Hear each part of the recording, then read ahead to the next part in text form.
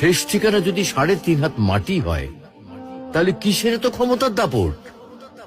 ভোর 5টায় মৃত্যু, সকাল 6টায় জানিয়ে দেওয়া হবে মাইকে, 8টায় শেষ গোসল করানো হবে, 9টায় তোমাকে নতুন কাপড়ে সাজানো হবে, জোহরের নামাজের পরে তোমার আলিশান বাড়ি থেকে বের করে নিয়ে যাওয়া হবে, 2টায় তোমার জানাজার নামাজ পড়ানো হবে, 2:30টায় তোমাকে কবরে নামিয়ে ফেলা হবে।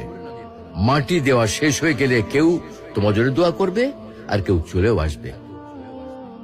এই তো জীবনের শেষ আয়োজন।